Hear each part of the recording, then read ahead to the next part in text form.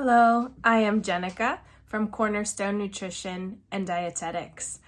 I want to bring to you today this concept of nutrition density versus calorie density. There is a space in our stomach that likes to get full, and a lot of us feel like until we reach that fullness or that satiation, we haven't eaten well enough. And so what we want to do is reach that. There is no bad thing about feeling like you've eaten enough. Of course, there's overeating, but eating enough is our goal here. And so how you get to that point is what I want to talk to you about. There are foods that pack more punch in nutrition with very little calories, and that's what we would call nutrient-dense food.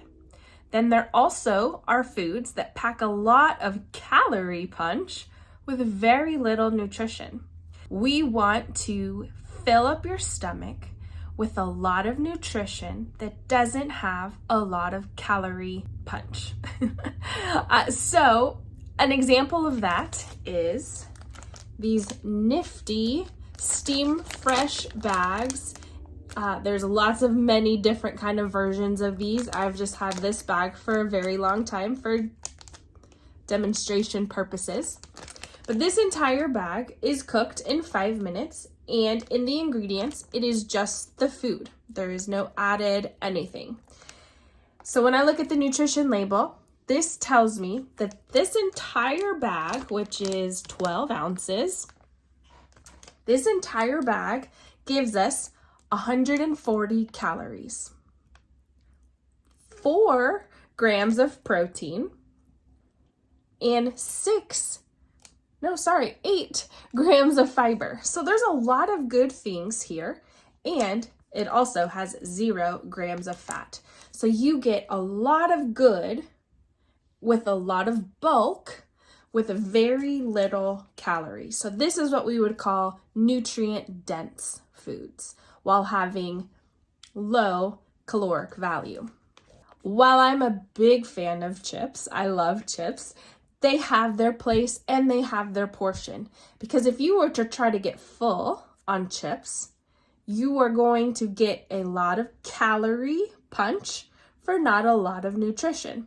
This one bag, which is 1 ounce of food, remember our last bag was 12 ounces of food. This is 1 ounce of food. In this one bag, we have 150 calories. So 10 more calories than the veggie bag. And in this bag, you're getting 8 grams of fat. This has 1 gram of dietary fiber, which fiber helps fill up that space in your stomach, so it's not as much as the veggies, which has 8, which again will fill up the space in your stomach. So 150 calories for far less amount of food, not gonna help you feel full in any way. And while I'm not condemning chips, it is a very easy way to overdo the calories and still not give your body nutrients. So something you could do if you wanted to have both of these things, making sure you have the right portion of something like chips, pairing it with a large portion of vegetables and a solid source of protein. That way, you automatically are eating lower calories if you were just eating the protein and the chips, because you're going to try to feel full and there's not enough fiber or nutrients to help you get there with a low calorie point. Comment below what you think about this concept. I'd love to hear your thoughts. Have you experienced this in your life?